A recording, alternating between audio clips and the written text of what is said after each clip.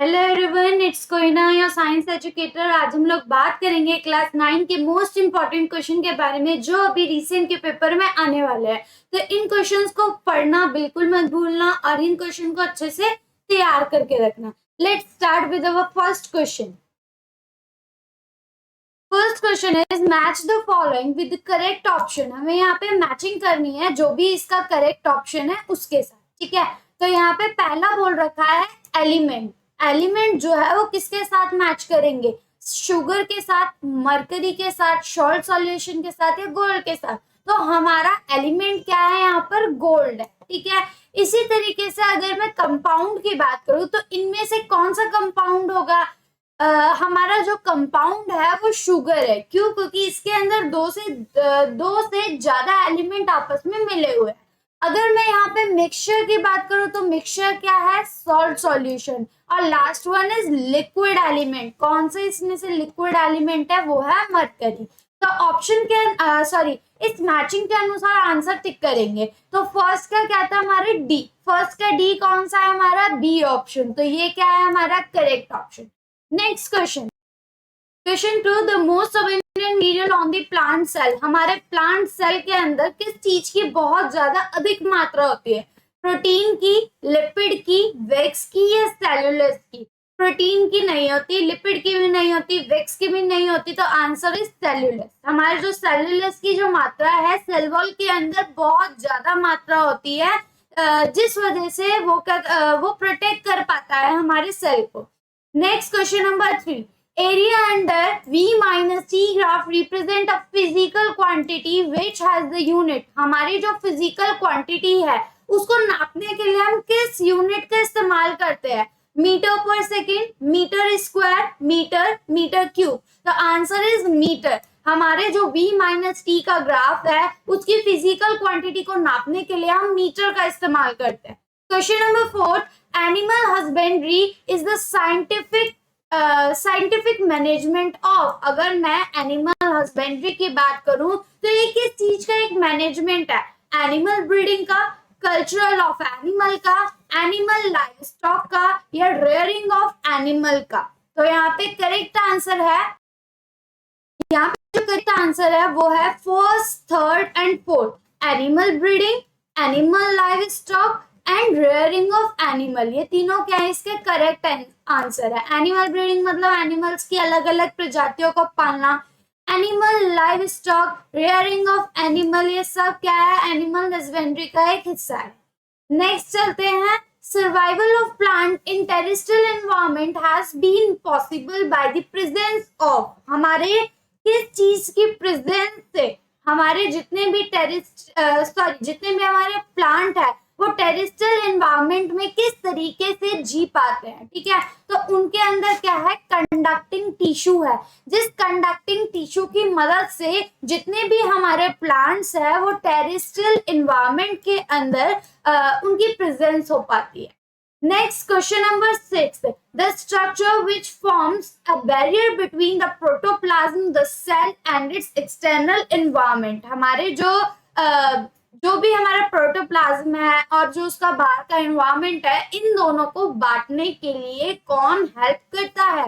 तो first option is plasma membrane, second is cell coat, third is cell wall and fourth is mucilage, ठीक है। तो यहाँ पे हमारा जो करेक्ट आंसर है वो प्लाज्मा मेम्ब्रेन है। मैंने आपको सेल्स वाले चैप्टर में बताया था कि हमारा जो ये सेल्स है उस सेल्स के बाहर क्या रहती है? एक प्रोपोर्शन रहता है जिसको हम किस नाम से जानते हैं? Plasma membrane. जैसे ये हमारा सेल है इस तरीके से बाहर ऐसे एक मेम्ब्रेन बनी रहती है जो हमारी प्लाज्मा मेम्ब्रेन के नाम से जानी जाती है। Next, to prepare amount of human cheek cell the sample is collected from। हमारे जब चीक सेल का जब सैंपल लिया जाता है तो वो किस तरीके से लेता है? Outer side of cheek with a blade. हम क्या करते हैं? आउटर साइड ले लेते हैं ब्लेड से चीक की। दूसरा, inner side of cheek with a toothpick. Toothpick की मदद से हम इनर साइड ले रहे हैं।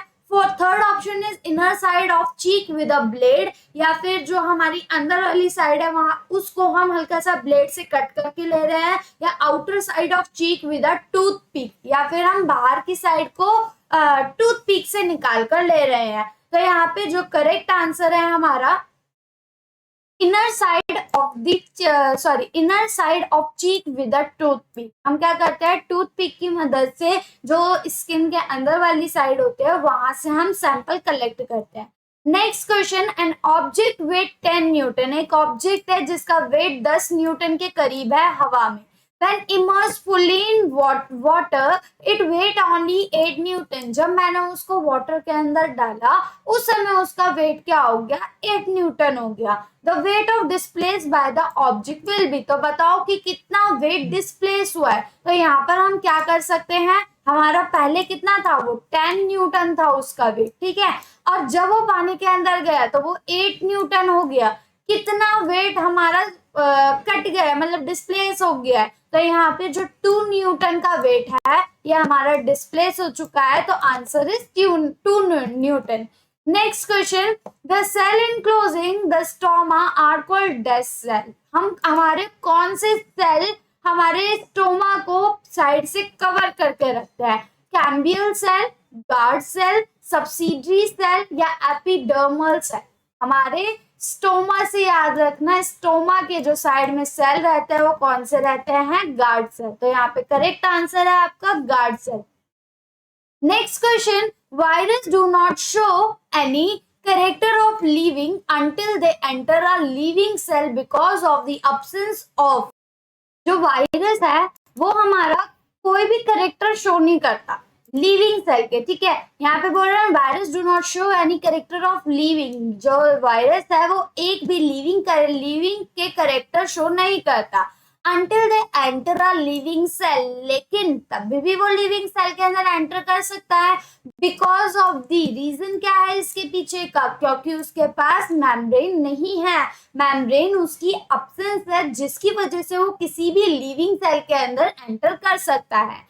Next question, which of the following correctly represent 360 gram of water. हमारा 360 ग्राम ऑफ वाटर कौन सा रिप्रेजेंट करेगा, 2 mole of H2O, 20 mole of water, 6.022 multiply 10 to the power 23 molecule of water, या 1.2044 multiply 10 to the power 25 molecule of water. यहाँ पर जो correct option है हमारा वो है 1.2044 multiply 10 to the power 25 molecule of water and 2 mole of H2O। तो यहाँ पर हमारा ऑप्शन क्या हो जाएगा, फर्स्ट एंड फोर्थ। तो इस अनुसार जो आंसर है वो है ए एंड डी। तो हमारा पूछा जाएगा कि 360 ग्राम ऑफ वाटर के अंदर एग्जैक्टली कितने मॉलिक्यूल ऑफ वाटर होता है, तो 2 मोल्स ऑफ H2O होता है और 1.2044 multiply 10 to the power 25 molecule of क्या होता है, वाटर। नेक्स्ट क्वेश्चन की तरफ चलते हैं हम लोग। What happened on adding dilute hydrochloric acid to a mixture of iron filling and sulfur powder? क्या होगा उस समय पर जब मैं dilute hydrochloric acid को मिक्स करूंगी आयरन फिलिंग के अंदर और सल्फर पाउडर के अंदर।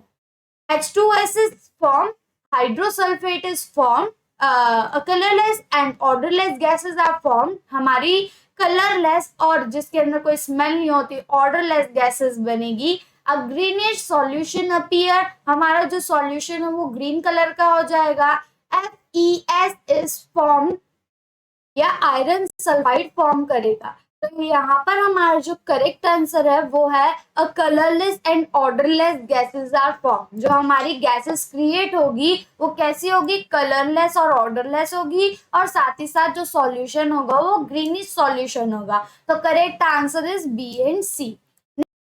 Milk does not provide iron, हमें मिल्क क्या चीज प्रोवाइड नहीं करता, आयरन को, कार्बोहाइड्रेट, प्रोटीन एंड फैट को, विटामिन ए एंड डी को, mineral like phosphorus and calcium को। तो हमारा कार्बोहाइड्रेट, प्रोटीन, फैट तीनों चीजें देता है, विटामिन ए एंड डी दोनों देता है, फॉस्फोरस एंड कैल्शियम भी हमें मिल्क से मिलता है, लेकिन आयरन हमें मिल्क से नहीं मिलता। तो करेक्ट ऑप्शन क्या है यहाँ पे, आयरन। ओके, तो यहीं पे मेरी वीडियो खत्म होती है। अगर आपको वीडियो पसंद आई हो तो लाइक शेयर सब्सक्राइब करना ना भूलिए। Thank you.